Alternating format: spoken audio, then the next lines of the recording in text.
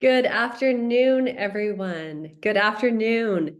Thank you all so much for joining us. It's my pleasure to welcome you to this masterclass with our special guest, Kent Waugh from the W Group, who will be presenting on housing needs reports. For those that I haven't met before, hello, nice to meet you. My name is Tegan Smith, and I'm the founder of Channel Consulting.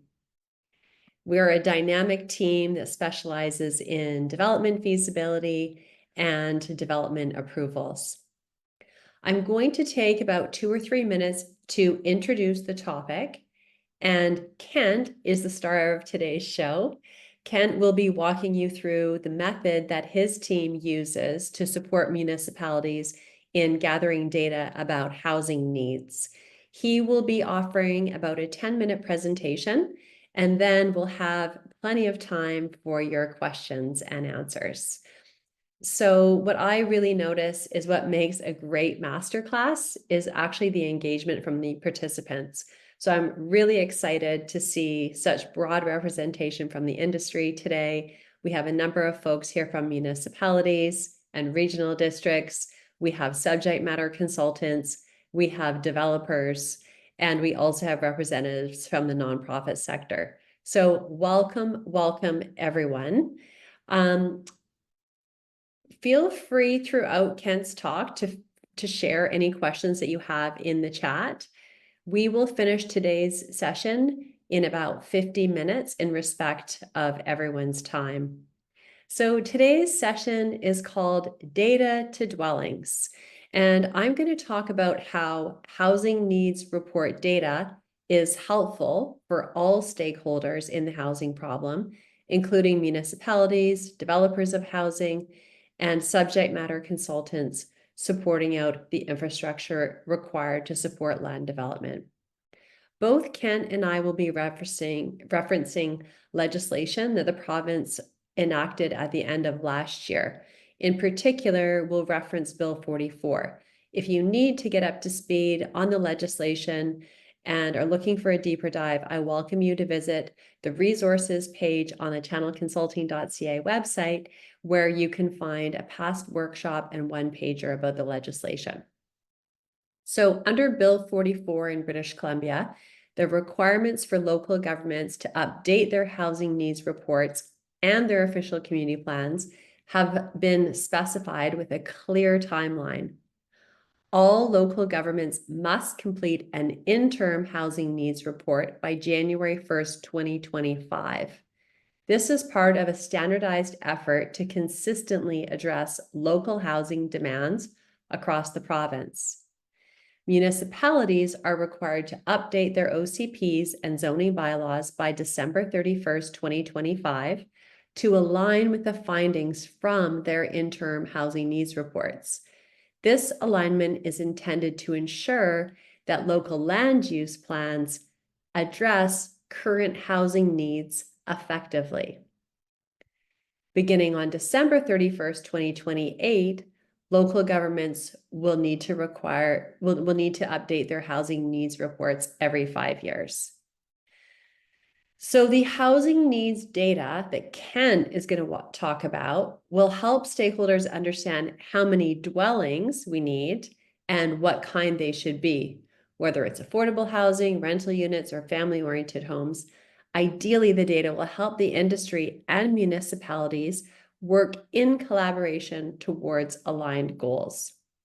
So right now, there's no indication that BC is keeping pace with housing demand. The development industry is facing big challenges. Many projects are not proceeding past third reading simply because they're no longer financially viable.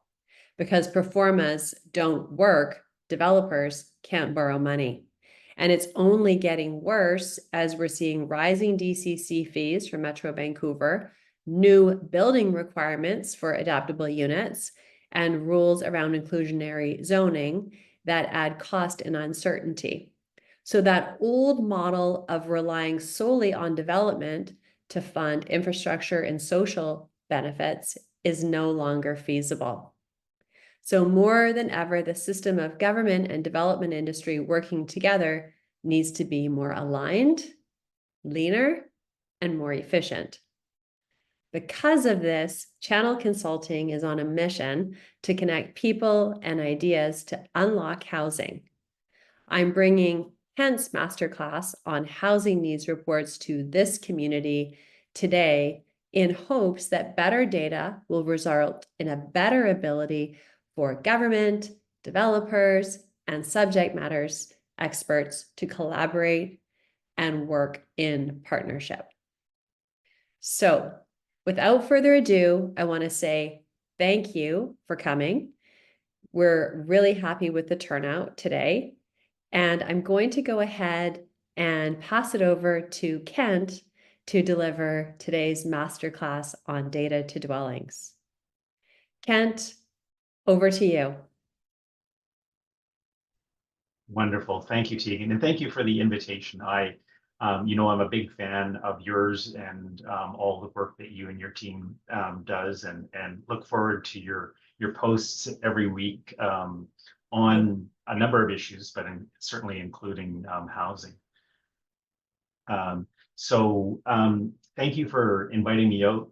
For those of you that aren't familiar with the W Group, me personally, I've been involved in marketing research now for 40 years, the last 15 specifically with the W Group, my firm that I started, and very much dedicated to providing our services directly to local governments. We work with about 25% of BC municipalities, but also work with several municipalities across Canada. So one of the areas that we often focus on are supporting municipalities with community engagement, public consultation efforts, and designing professional level or professional grade surveys for those needs.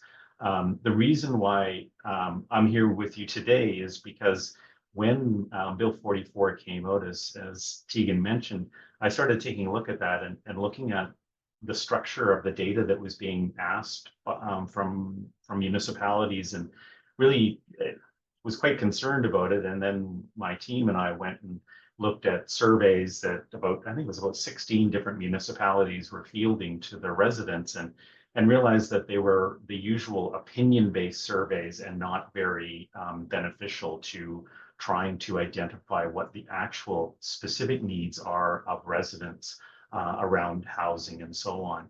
And so I just have a presentation to share with you, and so I'll jump into that. And as Tegan mentioned, we are going to have a question and answer at the end of the presentation. So I'll go through a few slides and I'll open it up fairly quickly to any questions that you have. So the first notion that I wanted to kind of present you with is what happened with Bill 44 and the housing needs reports that all municipalities are required to provide to the provincial government. Most of you are probably finished yours and already submitted, and that's good. My concern comes in a couple of ways. One is, here's the three possible sources of housing needs data: the community statistics, which all of you have relied on to produce your housing needs reports and submitted those to provincial government. Hopefully within that process of preparing your report, you reached out to a number of rights holder groups within your community, whether it's subsidized housing groups or other social services groups, to understand the needs of rights holder communities and individuals within your municipalities and what needs they have, what type of shortfall they have in the community. Now, the third part of this this diagram here is the housing needs community survey, and that's what I mentioned, that we did review 16 different questionnaires, and we're disappointed because, and while we do this research all the time and we work with a lot of municipalities, many of you who are on the call with us today, you realize that we take a different approach to it. And well, sometimes and most often it's based on opinions and how do you feel about this? How do you feel about this? This issue of housing supply is so complex. I don't believe that we can solve it merely by either relying on secondary data or by relying on primary data that's opinion-based. To my chagrin, I saw a lot of questionnaires that were fielded where municipalities ask residents, so what do you think the biggest housing issue is, and what do you think the municipality should do about it? And it's like, us in the consulting world, I don't think you can get a consensus from any group of 10 people exactly what you have to do. It's such a complex problem that it just seemed a disservice to ask residents what they thought the solution would be, and also to suggest that the solution was somehow coming from their own city hall and not potentially from provincial government or even federal, in some respects. So I'm really going to focus my presentation on how we looked at this model and said primary data is what we need, but not opinion-based primary data. So we always, with best practices for survey research, start with the end in mind. So what is the purpose of the housing needs report? What decisions do the data inform, the housing demand, supply, and so on? And it's a simple model. X number of housing units now plus population growth equals X number of housing units sometime in the future. And they were looking at, of course, the 5-year and the 20-year. The 20-year, it's quite honestly, it's really, really, really difficult. And I would say dangerous to project 20 years out. No one 5 years ago projected, predicted, forecasted COVID and the impact of COVID on all of our communities. So to suggest that you can go 20 years out and have any level of accuracy is well, I understand the premise behind it is, I think, dangerous at best. So, and I'm not here to criticize the model that was created. I think the model that was created was the best that could have been created, the secondary data model, that is. But I think that we really owe it to our communities, to the developers that we work with, and to our residents most specifically, to dig a little bit deeper and figure out a better way of doing it. And I hope that what I present to you today helps guide some light on that, or shed some light on that.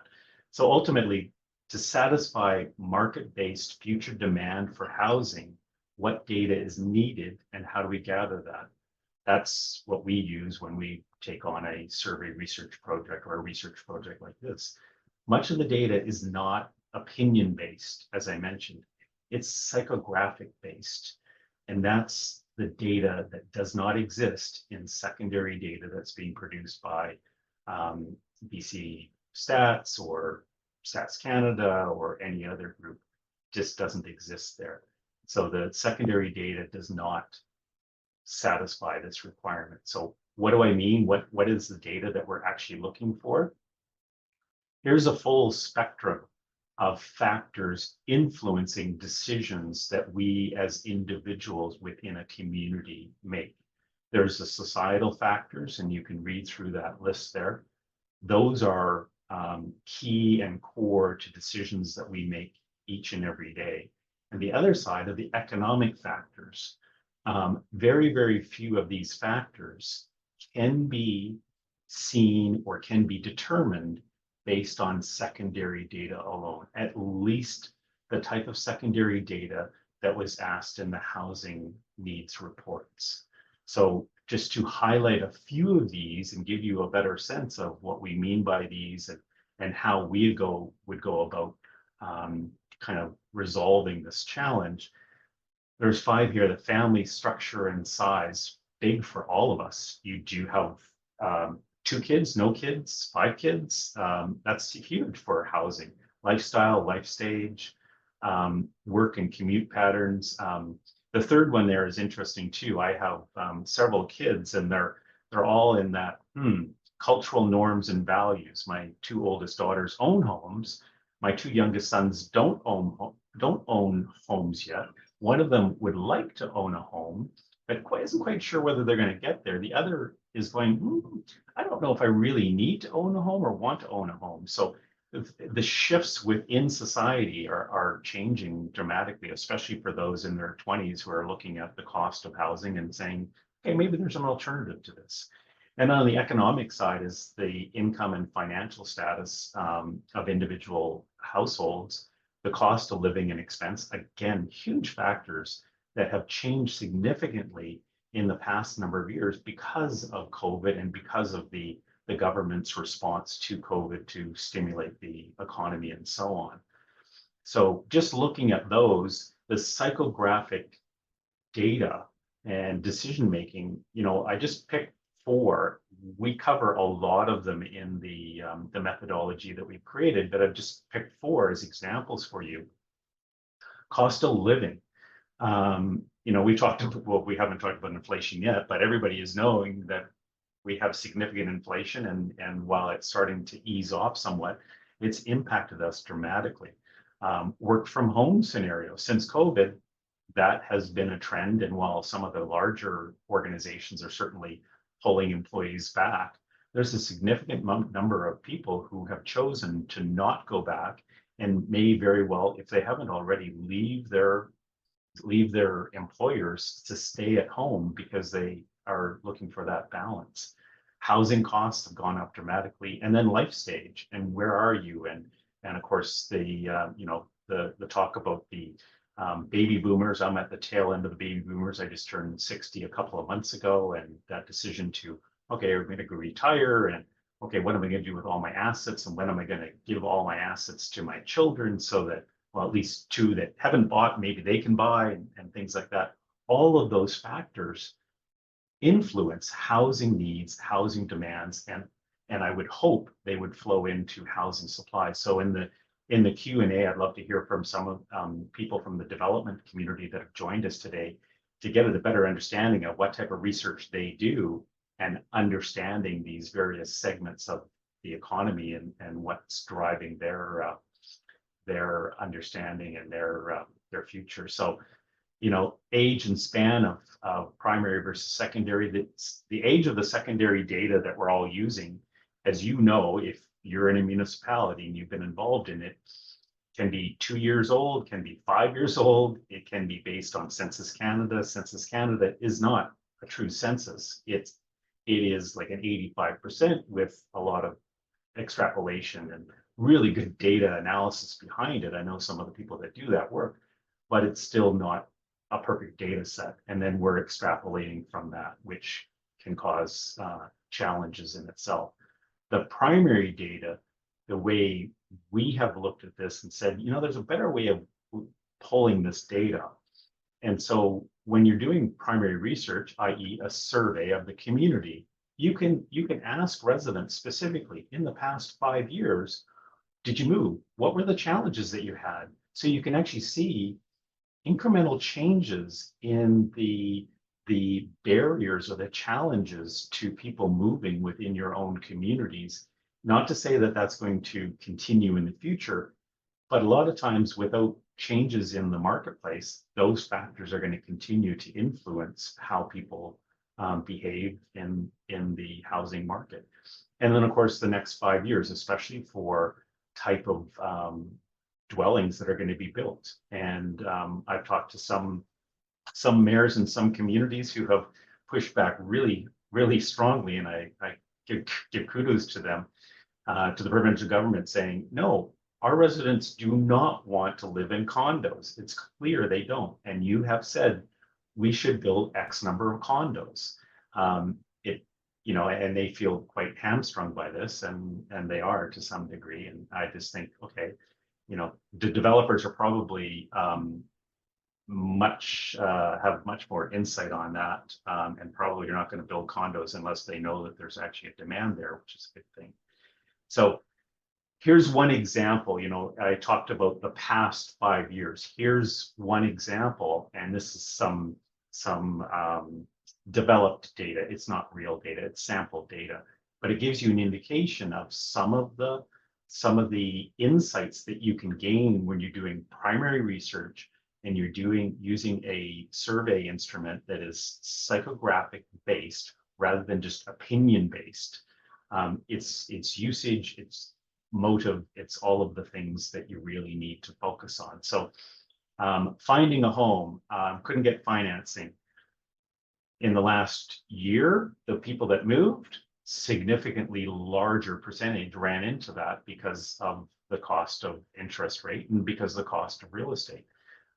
Those that moved 4 to 5 years ago, they were in a totally different situation. I know I recently moved about 6 months ago. I rent, but I moved and noticed the rent had gone up substantially from the last time I moved, which was 3 years before that. So I'm kind of a little something in the petri dish myself, and have seen that. So this is one example of the type of data that you can get from primary research using psychographic based questions. You can see the movement, you can see the trend.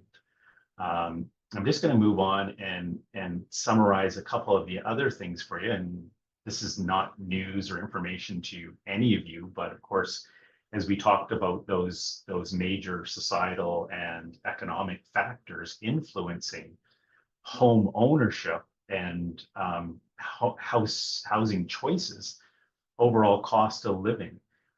I think we were all taken back by the stats when they first started coming out, and of course, with my background, I know all of the researchers and all of the major firms and know the rigor that they put into this type of research methodology. And when they're coming up with 30% projected to leave their jurisdiction within 5 years, wow, that is huge. If we don't, as individual communities or developers or school boards, understand who may move, is it seniors?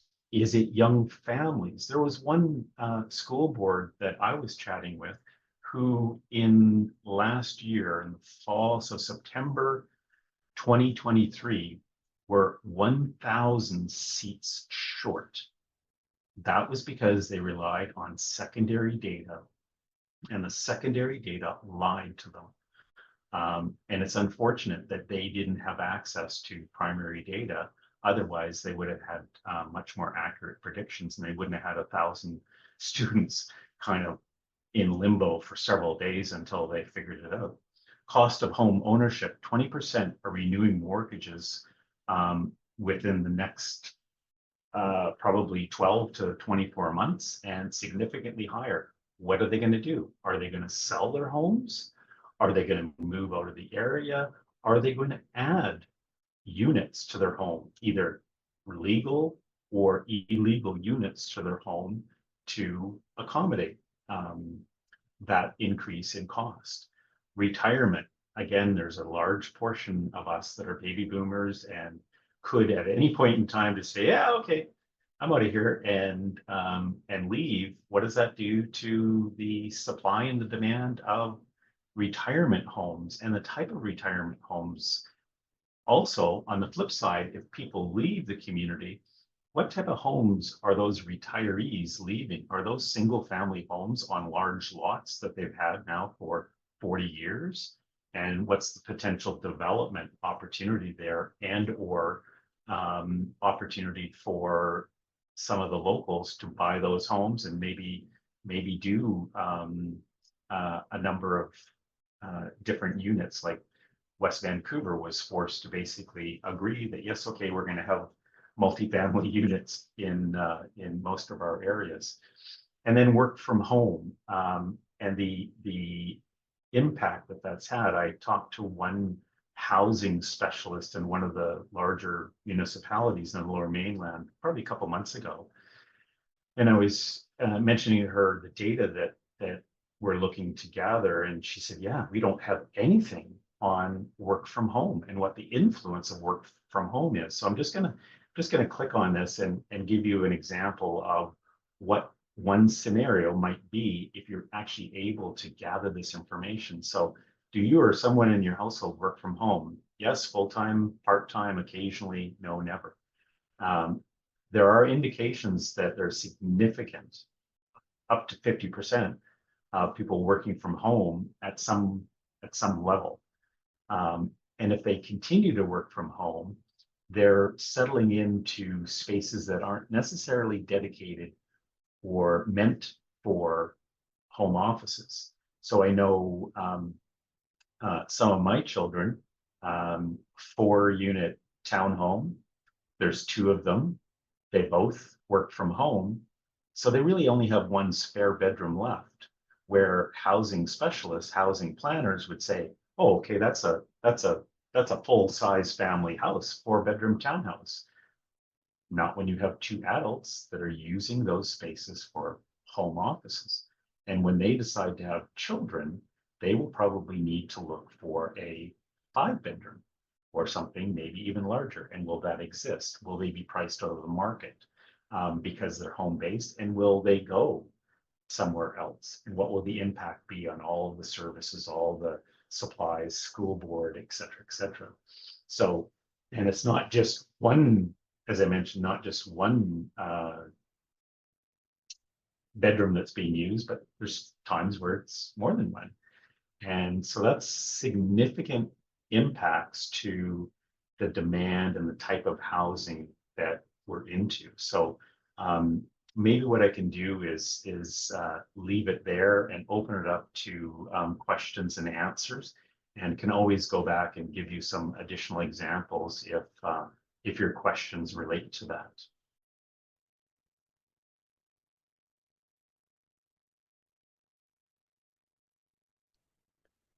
So maybe I'll just jump in here and just re-extend really a warm welcome to all of the new faces. And what makes these master classes so great is all of the people that come to them, as well as, of course, the great presenters we have. But we really value we've got over 60 people registered, and we have a really good turnout at almost 40 people here. And so I really want to encourage this, a great opportunity for folks to ask questions and also hear each other's questions. There's no dumb questions. It's a really complex topic, the topic of housing and the data needed for housing need reports. Okay, Jonathan, we have a question. Great. Working in small municipalities, the suppressed household formation calculation seems problematic on a few levels, including the bias assumptions behind it. For example, cultures that want that lifestyle. Yes. Can you speak to that? Um, eh, I hope I can speak to it for days, but yeah, you're absolutely right, Jonathan. That, that is a perfect example of where this model that was created, and I'm not sure. I've searched for a few people to chat with in the provincial government to find out who created the model, but I haven't quite found anybody that I can sit down and talk to and understand why and how, and for them to understand what gaps there are within the model. But you bring up a perfect example of multi-generational homes, and many communities, even those in the Lower Mainland or elsewhere in the province, have significant portions of the population that are multi-generational, and that is not factored into the stats whatsoever. And it's really, really surprising that it isn't. But as Tegan said, she introed into the Q&A, it is a complex equation. It's not an easy thing to resolve or to spread out.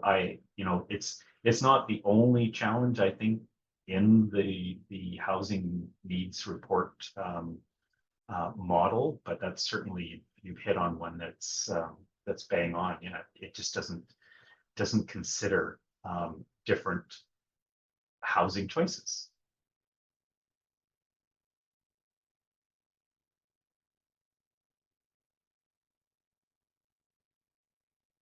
So we actually have quite a few folks here representing municipalities, which is really great. I'm just wondering if one of you would be open or willing to pop off mic and maybe just share with the group like how it's going. Um, oh, Joseph, he's got a great question here. He's always got great questions. Okay. Joseph saying, given that many housing needs reports are founded in secondary data and local opinion and not in primary data collected locally, how far off are our housing needs reports? That is a great question. What is what is the differentiation between, primary and secondary? The challenge with primary, of course, is that you need to have significant rigor. Thank you for the question, Joseph. Significant rigor to go out there and do a representative sample. And some municipalities either don't have the skill set in-house, or the contractors, maybe they're planning firms and things like that they work with, don't do that as a regular practice, and maybe are a bit short on that as well. I would think it's not just about how far or how different the data is, but it's the depth of data. It's the understanding, how many people do you have in your community right now who are couch surfing? How many people do you have in your community right now who are, and if I can, I'll go up here and bring this up as an example. So secondary data would not give you this understanding. Of all the homes owned within the city, 8% currently have a secondary suite. Primary data, you can ask, okay, in the next 5 years, are you planning on adding a secondary suite to your home? Ask just of homeowners. And here we see the percentage 12. Well, if you take the total number of houses in your community, let's say you have 1,000 houses in your community and you multiply it by 12%, means you have 120 potential secondary suites that are going to be built and put into your homes in your community in the next 5 years. Does your municipality have the bandwidth at the building department counter to manage those number of applications? That in itself is a challenge. So I don't have an answer for you. What is the difference? But I do know that it's not just the difference in the actual raw number, but it's more the understanding of what type of units are they, and who's going to occupy those units, and what are people looking for. I hope that I've done your question justice there, Joseph. Okay, thank you. Okay, there's two other questions here that are interesting. If you don't mind, I might just answer Kathleen's question about infrastructure. Sure. And Steve has a question. So Kathleen's question is, how much data do municipalities have on their existing infrastructure and condition of that infrastructure? And so Kathleen, you've heard me say this before, and I'll say it again. We're definitely in both an infrastructure crisis and a housing crisis at the same time.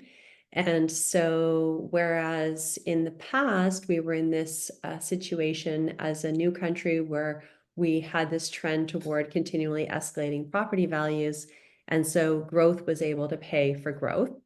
We're now in a situation where we have this tension between the fact that development projects are not able to be viable based on debt and so forth, when they're strapped with the infrastructure burden. And so if development's not paying, taxpayers are paying. And so it's a really difficult balance. And so as part of this process, with the housing needs reports, it will be informing the OCP updates. And then as part of an OCP update, that's a really good opportunity for municipalities to then start to identify the infrastructure. It's kind of an iterative process required to support the official community plan. And then as part of that, when we see those updates coming through Bill 46 with DCC updates and amenity cost updates, this is where we start to get into this difficulty around, we have the data on how many homes we need. We know what the OCP needs. We know what infrastructure needs are. How do we pay for all of this? And this is a crisis in our country. It's not just in British Columbia or in the Lower Mainland, but it's a really, really big challenge in Canada right now. So yeah, I hope that answers your question. Does that answer your question, Kathleen?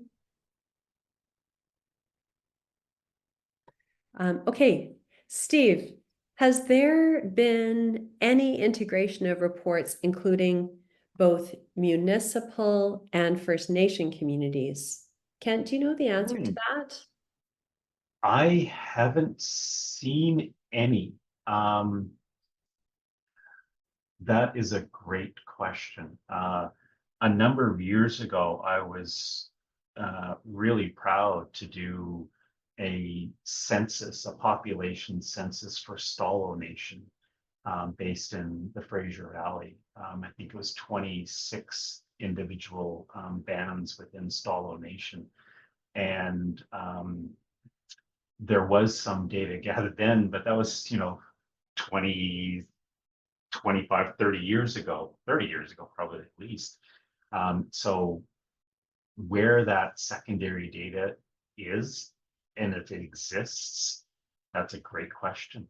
Because some municipalities may have it, but I suspect that the majority do not have it, and it's not integrated into the housing needs report.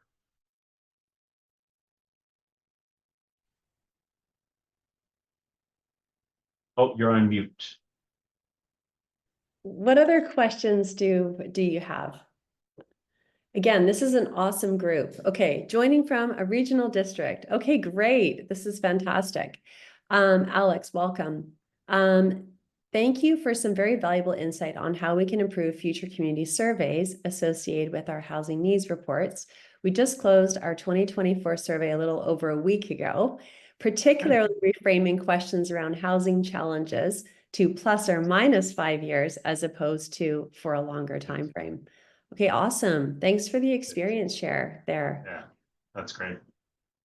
Good to hear that there's a movement away from just, carte blanche. Hey, what challenges have you had?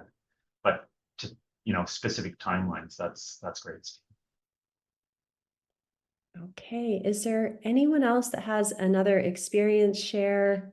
Oh, great. A significant methodological issue with Mhm. collecting psychographic experiential data to infer needs is the inherent variability in my experience.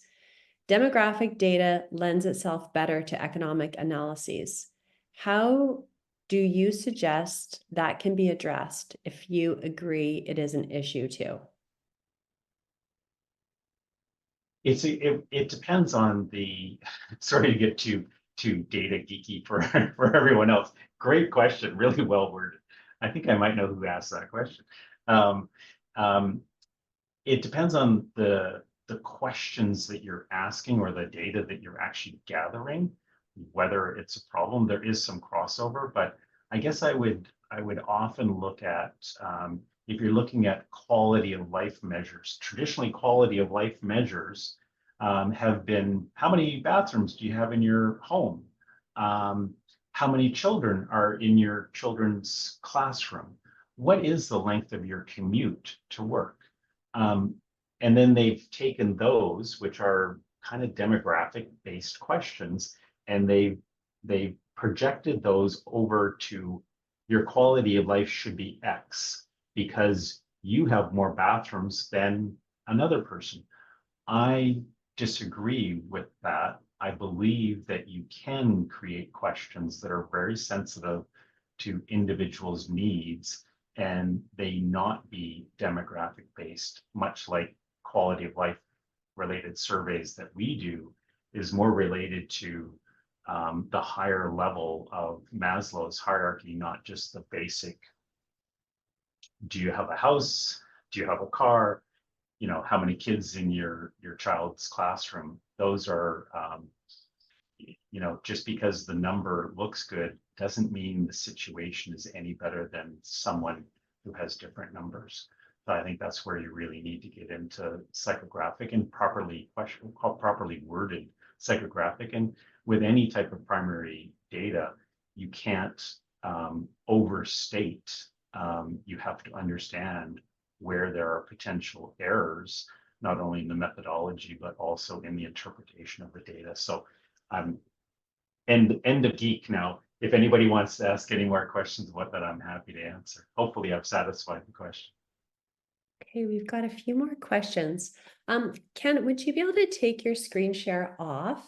And Oh, then, absolutely. yeah, no worries. Okay, Joseph had a great comment, just that the district of Sechelt and the Sechelt Indian Government District may have a joint housing Great. needs report. Um, Nice.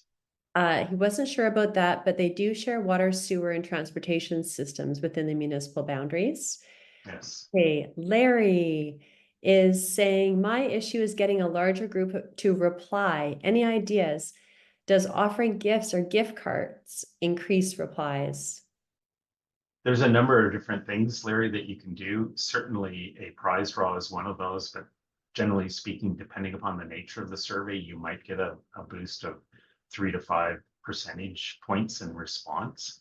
I think, the methodology, a couple of different methodologies that you would use for something like this, because it needs to be probability based. You need to have some assurity that the data can be projected to the population, that it's representative. And really the only two forms of viable research now are either through a telephone-based survey. The questionnaires can be designed for telephone-based. The cost is exorbitant. No offense to any of my friends on the line that run telephone centers. I used to have them years in the past. The other is, and what we recommend is using a mail-based, where you're actually blanketing the community with postcards and other forms of information to get people to complete it. And it's also the proper wording. It's, let's not call it a housing survey. Let's call it something that's really meaningful to them, that they will take notice and say, yes, I want to participate in that. So often the approach that communities take are municipal ease, language based. And that's one of the things that we're quite proud of in our work, is to say, okay, let's eliminate all of this language that the average person doesn't understand. Let's make it common language, they get it. And then let's make sure the front end of the survey is more of really a marketing tool, because you're pitching people to come and complete the survey. They're not waking up in the morning going, oh, which survey am I going to answer? I'm so excited about doing a survey today. I wish they were, but they're not. So it takes a lot of different things, and I'm certainly happy to help give you some guidance on that if you want to reach out to me. Okay, awesome. Okay, just a couple things. Ken, I'm assuming that you would be fine with Des throwing your email address in the chat. Oh, absolutely. Yes, Yeah. please. Yeah, Okay. Okay, Des, if you could do that, that'd be awesome. Okay, I'm just mindful of the time. We have just a couple more minutes, but we sure. do have a few questions. Kathleen, I'm Okay. going to come back to your question. It's a great question. It's really a municipal process question for development approvals, which is definitely in my wheelhouse. So I'll come to that one. But Kent, Yes. thanks, Des, for doing that. Two more questions. Is there a common area where all the report findings are shared, maybe on a provincial website? Do you know the answer to that? For the housing needs report, many of Yeah. them are made public by the municipalities themselves. Whether there's a single site provincially, I'm not sure, but they sure should be. No, You would either. think that would be. That would And be great. It would require a lot of I organization, but it would be great. well, it's not that much organization, but I understand what you're getting at. And there really should be some provincially, they should be pulling together benchmarks, so that smaller communities can compare against other communities. And I think it goes back to one of the questions, how comparable is the data between primary and secondary? It's like, well, let's look at how comparable the data is from secondary to secondary with the housing needs reports that have been completed and submitted. Um, because they're in the same format and everything, it'd be pretty easy to draw some comparisons and get a sense of Mhm. how similar they are. Yeah, it would be really actually very interesting. Yes, yeah, Okay, we have, I'll just reiterate for those that joined us late that I actually have a meeting with the city at 1 o'clock. So it's sort of one of those classics where we could get in. And so we said yes. So we are going to wrap up within just the next couple of minutes. And so I'm just wondering, we have a couple more questions. I don't know if we can do these as quick snappers, Kent, but I love the Sure. engagement. I hate to shut it down. Dolores, is anyone gathering data through real estate agents, lots of open houses, presentation centers, etc.? I don't know. Any developers online that can clarify what's going on in that market space? I think I'd be very interested in hearing the answer, or very interested in figuring out research methodology that would gather those stats. Feel Um, free to just dogpile on Dolores's comment if you have feedback there. And then we have one. Can you talk about how to navigate around needing but not having data, especially because of the polycrises we have been in with the pandemic, inflation, lack of supply, and perceived issues such as immigration? and sorry, what was the first part of the question? Can you talk about how to navigate around needing but not having data? Uh, well,